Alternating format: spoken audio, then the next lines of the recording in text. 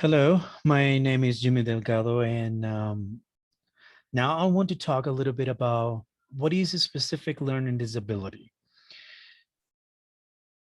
Now, many people might think or will ask about what is a learning disability, and this is related to special education. However, I want to start first by quoting Mahatma Gandhi.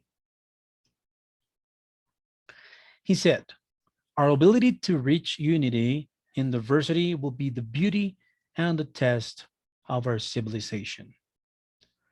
I like these words because this applies not only to teachers, this is something that should be applied to each one of us. It is quite important that we understand that maybe there are some people who are not capable of doing the same things as we do. So this beauty that he's talking here is exactly what we as a civilization should understand and should do. Now, let's begin by asking ourselves, what is a specific learning disability? As I mentioned at the beginning, this is something that is related to special education. The idea with the special education is to provide all the sources or tools necessary for helping those students who are not capable of achieving academic goals in the same way as any other students. Now, going back to this question, what is specific learning disability? According to Ohio Department of Education, we have a definition of what this can be. They say, specific learning disability means a disorder in one or more of the basic psychological processes involved in understanding or in using language, spoken or written, that may manifest itself in the imperfect ability to listen, think, speak, read, write, spell, or to do mathematical calculations. So as we notice in this general description of what is a specific learning disability, so we can find that there are some students who have struggles in these specific areas.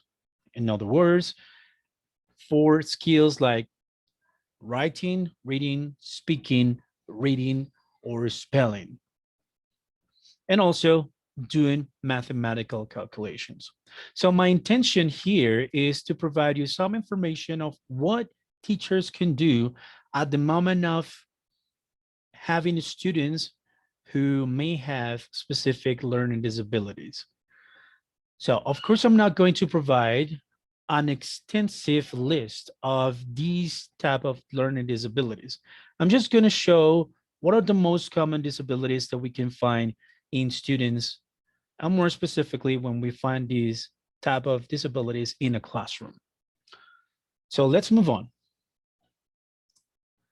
Let's talk about dyslexia. Maybe some of you have heard what is dyslexia. So in this occasion, one of the best things to know or the key points to understand about dyslexia is that this term refers to two distinct kinds of reading difficulties. Acquired dyslexia refers to the disturbance of reading ability in a person who has previously learned to read normally. Now, this can happen regularly with some people who have this disability on reading. So how can a teacher identify that a student has dyslexia?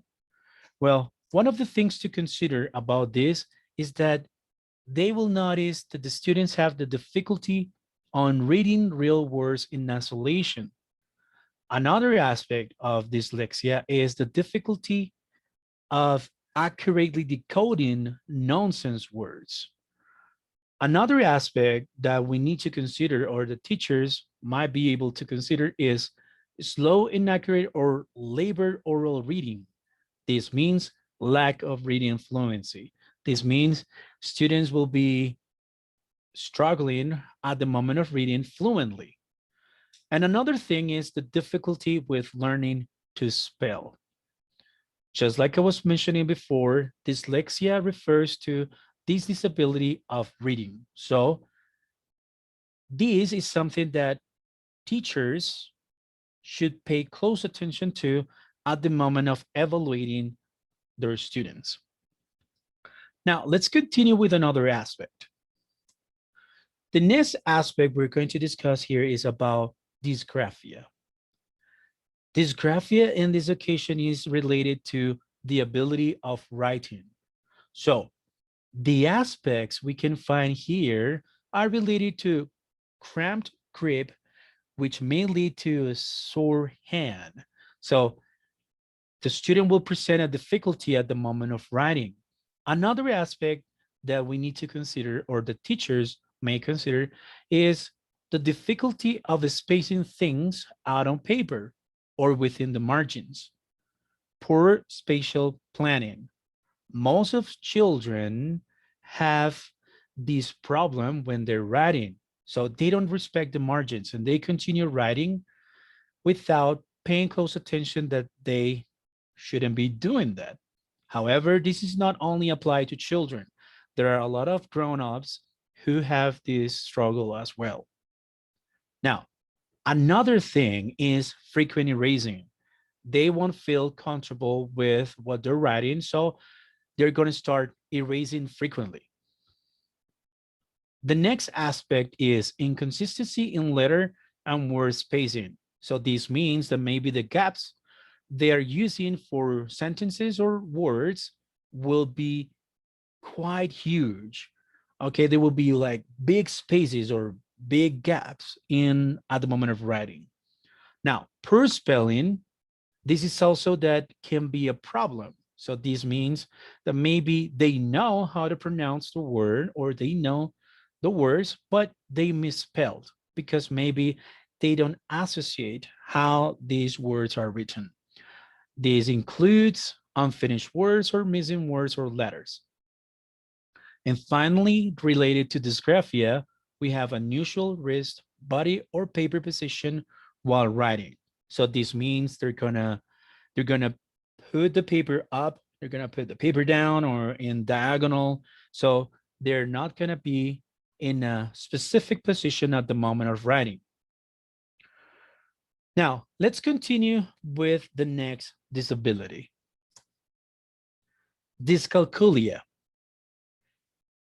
As the name suggests, dyscalculia refers to the inability of practicing or accurately doing math calculation. So this can be with just basic operations like addition or subtraction, but it could be with more complex elements or concepts related to math calculation. Among the aspects that teachers may consider when they find that students have dyscalculia can be the following: difficulty counting backwards, or the difficulty of remembering basic facts. Now, another thing will be the slow perform of calculations. So this means they're gonna think deeply just to find out if they're understanding properly what are the quantities or what are the signs or the symbols they need to use at the moment of calculating. Another aspect is weak mental arithmetic skills. Teachers can be aware of this when children or students have these poor mathematical or arithmetic skills. They're going to find that out when they can notice that students are not able to add or subtract in basic operations. Another aspect here is the poor sense of numbers and estimation.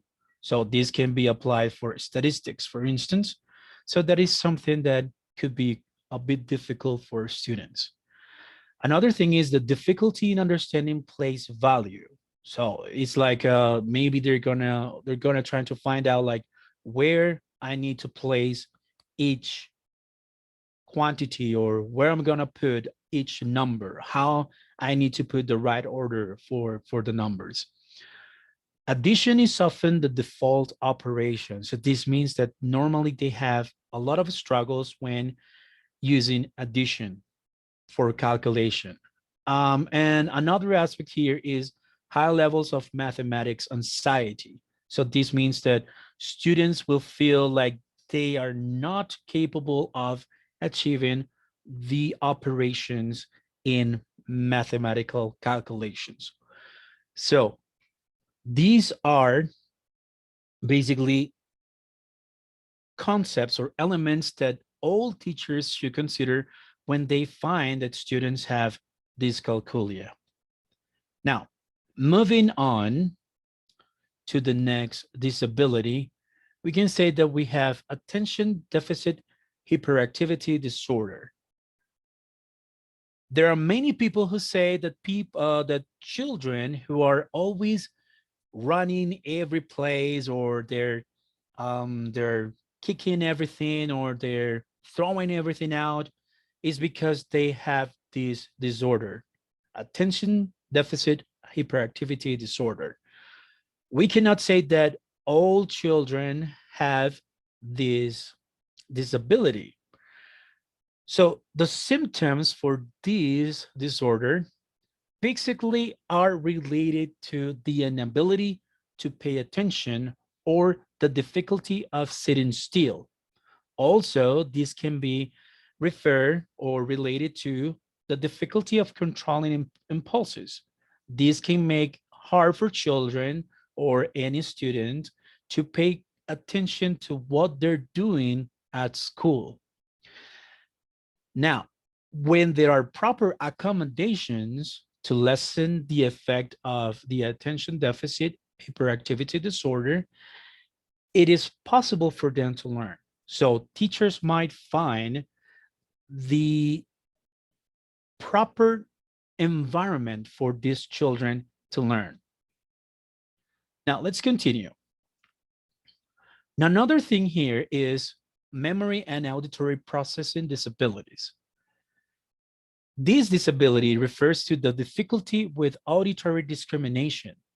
He or she may confuse similar words like 70 or 17, or maybe this person can have trouble learning to read and be unable to follow directions, even when the child appears to be paying attention.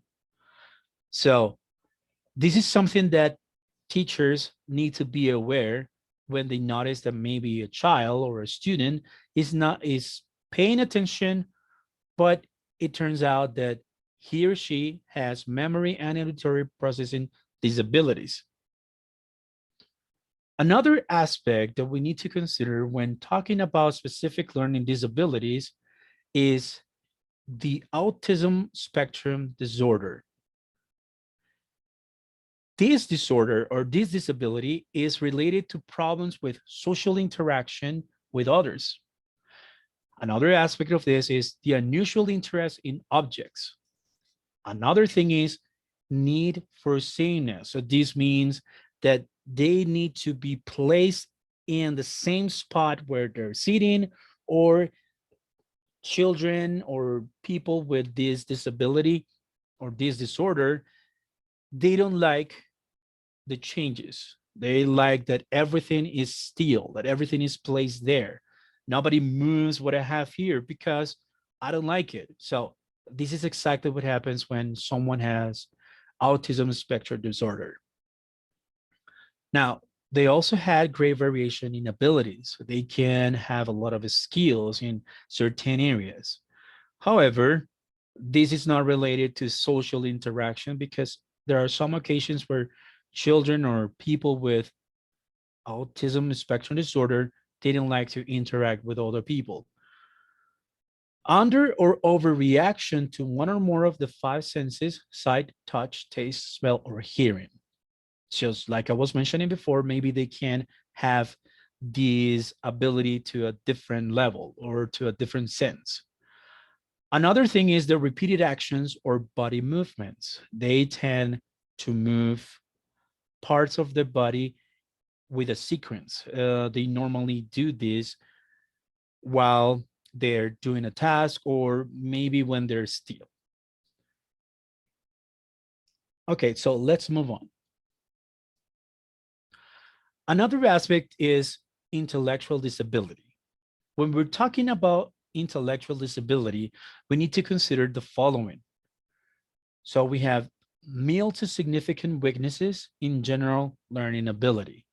Another thing is the low achievement in all academic areas, deficits in memory and motivation, or inattentive or distractible, poor social skills, or deficits in adaptive behavior. So this can affect a student because the lack of motivation, or maybe because they don't have motivation, this could be a problem in the process of learning. So teachers should be aware of helping children with this disability so they can prepare the accurate material to help them develop their learning goals.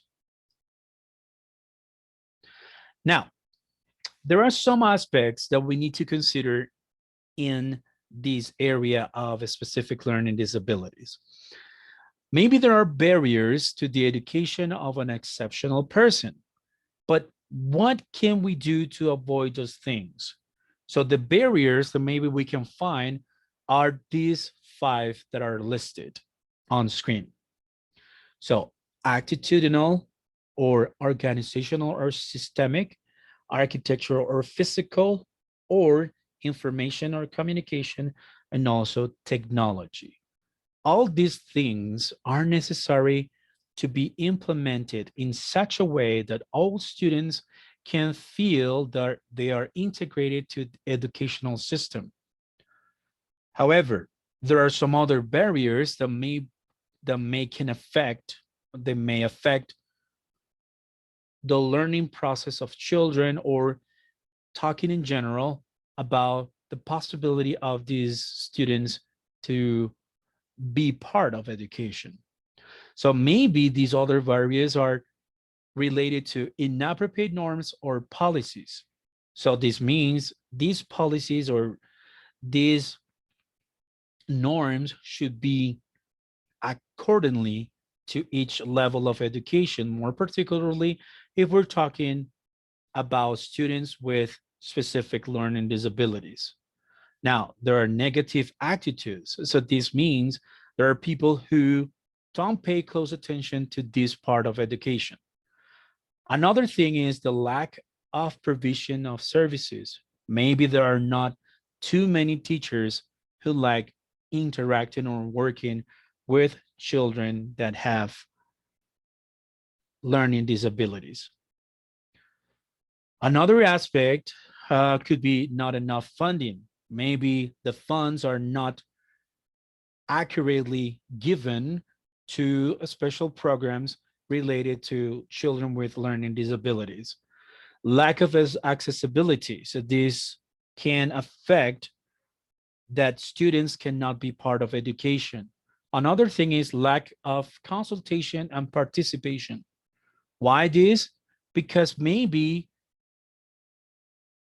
the Board of Education is not taking into account the participation of all students or also their parents. So it is important to consult to these people in order to understand what are the things that the students need, and lack of data and assessments. These also is important because the data can tell us how many children or how many students we have in the population, so we can share the education with them. And also the assessments need to be accordingly distributed, or they should be planned according to each necessity of the students. Now, what are the reasonable adjustments that can allow education to exceptional students? So let's take a look right quick to what can be these adjustments. Now, the pedagogical approach in the classroom can be something like this.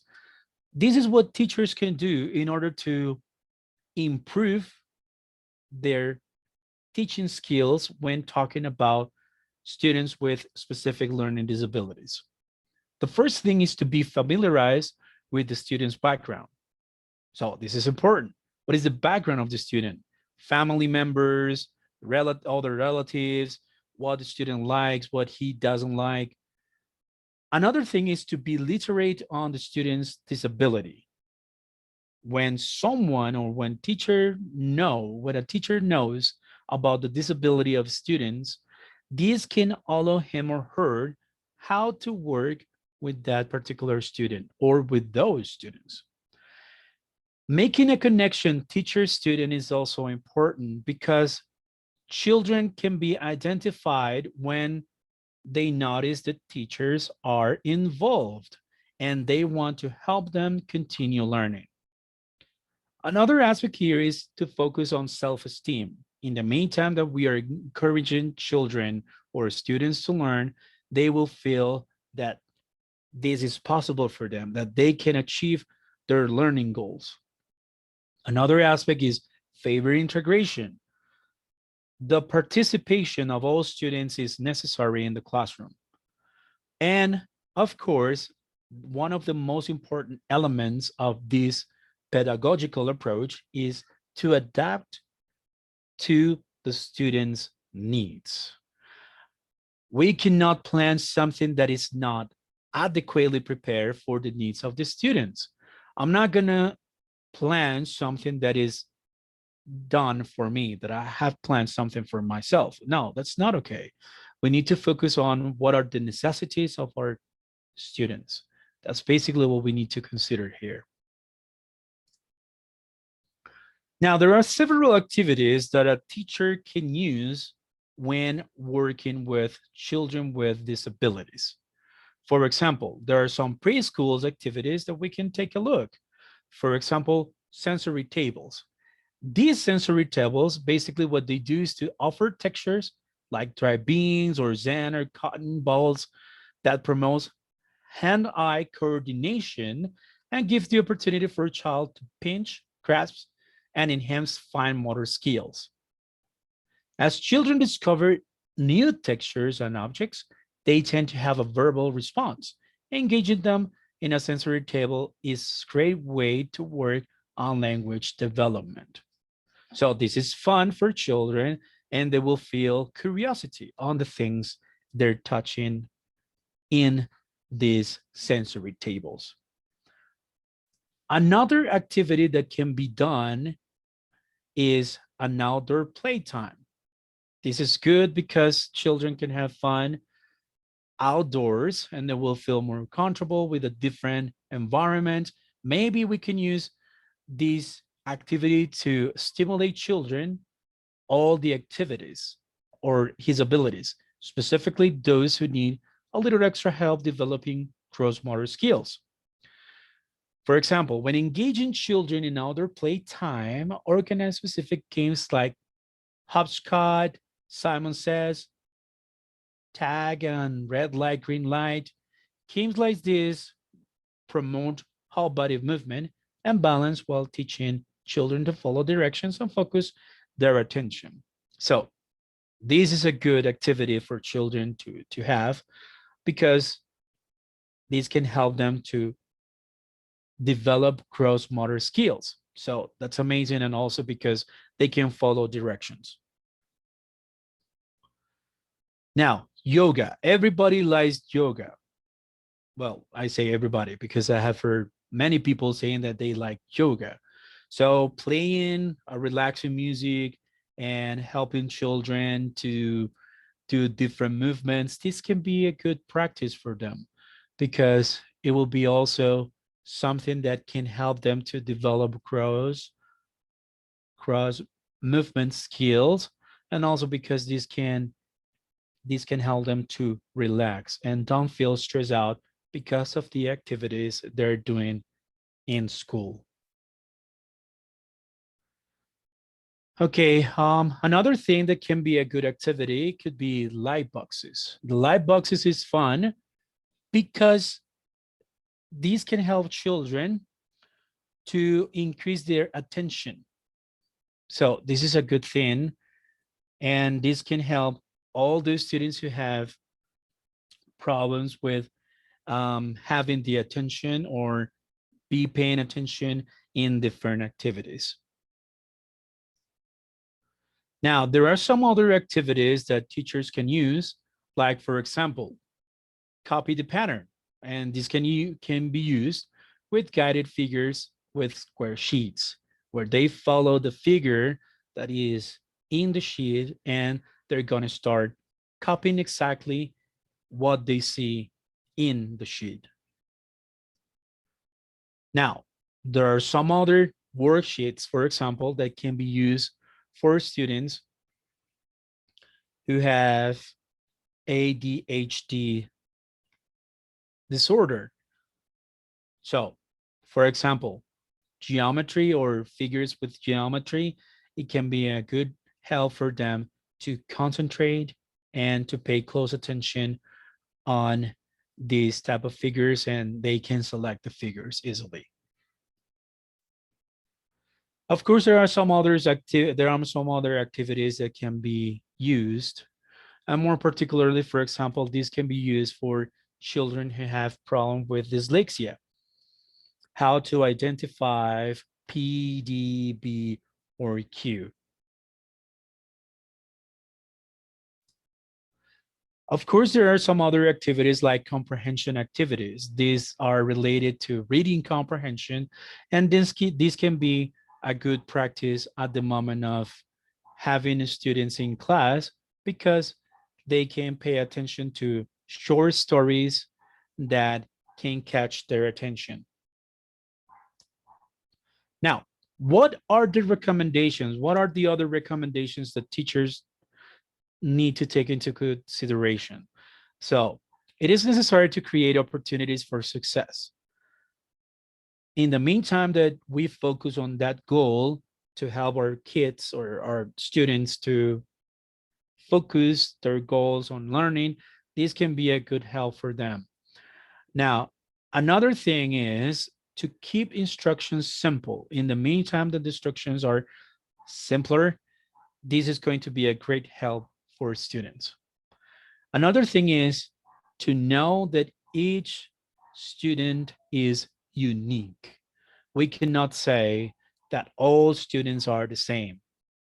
Every single student in a classroom has their own personalities, and also they have their own needs. Another aspect here, and another recommendation that is quite necessary to understand, is to learn on others and stay organized and don't reinvent the wheel. The reason to say this is because it is necessary to focus on what our students need. Just like I mentioned in a previous example, I was saying that this is not a plan for us to teach ourselves, is to teach our students to recognize what are their abilities and how they can achieve their learning goals. Okay, so summarizing, so specific learning disabilities, any person can suffer from these disabilities. What is the intention here? The intention is that as teachers, we can focus on our students' needs and how we can have an approach to help them develop each one of these skills related to either dyslexia, dysgraphia, or any other of these disabilities I have mentioned before. It's not my intention to give an extended lecture on this topic on special education, but I just wanted to share with you some clues or some key points that are necessary for us as teachers to consider when working with students with specific learning disabilities. So It's been a pleasure. If you have any questions, just please let me know. You can tell me in the comments, and as soon as I can let you know. So thank you for watching, and I hope that you have enjoyed this presentation.